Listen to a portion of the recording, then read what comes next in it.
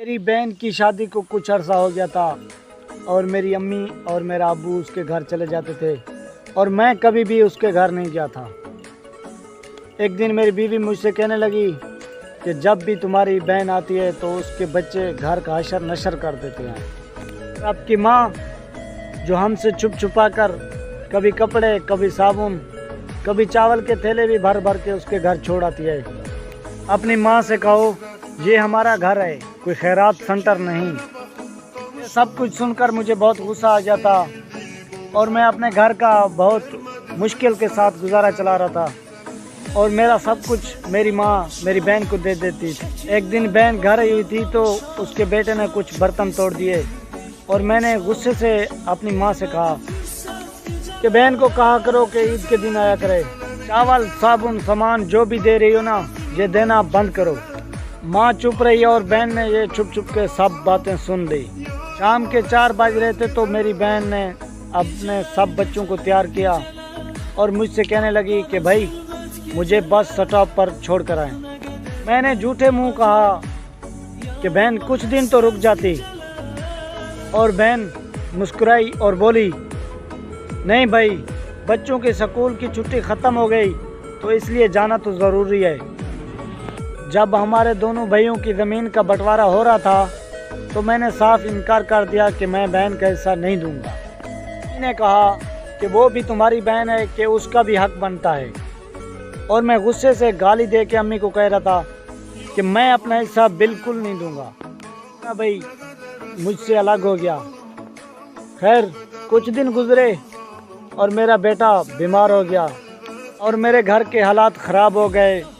میرے پاس سب کچھ تھا اور میں نے اس کے علاج پہ لگا دیا اور میرا سب کچھ ختم ہو گیا۔ میرے پاس کچھ نہیں تھا، اس کے علاج کروانے کے پیسے بھی نہیں تھے، تو میں بڑا پریشان تھا۔ لاکھوں روپے لگا چکا تھا لیکن بھوک سر پہ تھی۔ پریشانی کی حالت میں کمرے میں بیٹھا اپنے حالات پہ رو رہا تھا۔ اسی وقت میری بہن میرے گھر آ گئی تھی۔ میں نے غصے سے بولا یہ آ گئی منحوس۔ میری بات سن کر میری بہن میرے پاس آ گئی، مجھ سے کہنے لگی پریشان ہو بھائی، اور میرے سر پر ہاتھ پھیرا تو اس نے کہا پریشان نہیں ہونا میرے بھائی، میں تمہاری بڑی بہن ہوں تمہاری، اور تم میری گود میں کھیلتے رہے۔ اب دیکھو اپنی حالت کہ تم مجھ سے بھی بڑے لگتے ہو۔ پھر میرے قریب ہوئی تو اپنے ہاتھ سے کنگن نکال کر میرے ہاتھ میں رکھ دیے۔ کہنے لگی تو بیکار میں پریشان ہو رہا ہے بھائی۔ بچے سکول گئے تو میں نے سوچا کہ بھائی کے پاس چکر لگا کے آؤں، یہ کنگن بیچ کر اپنا خرچ کرو اور اپنے بچے کا بھی علاج کرو۔ شکل تو دیکھ اپنی کیا حالت بنا رکھی ہے۔ میں خاموش تھا کہ بہن کی طرف دیکھی جا رہا تھا کہ بہن آہستہ آہستہ بولی کسی کو مت بتانا کہ تمہیں میری قسم ہے۔ میرے ماتھے پہ بوسہ دیا اور 1000 روپیہ نکالا جس میں 150 کے نوٹ تھے۔ مجھے سمجھ آ گئی شاید اس کی جمع کنجی تھی۔ میری جیب میں ڈال کر بولی کہ بچوں کو گوشت لا کے دینا اور پریشان مت ہونا۔ میرا ہاتھ میرے سر پہ رکھا، کہنے لگی کہ تمہارے کتنے بال سفید ہو گئے۔ وہ جلدی سے جانے لگی کہ میری نظر اس کے پیروں پہ پڑی اور اس نے ٹوٹی ہوئی جوتی پہنی ہوئی تھی اور پرانا جوڑا اور پرانا سا دوپٹہ پہنی ہوئی تھی۔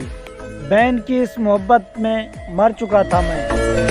ہم بھائی کتنے مطلب پرست ہوتے ہیں، بہنوں کو پل بھر میں بیگانہ کر دیتے ہیں، اور بہن بھائی کا ذرا سا دکھ برداشت نہیں کر سکتی۔ میں نے ہاتھ میں کنگن پکڑے اور زور زور سے رونے لگا۔ میری آنکھیں لم ہو گئی۔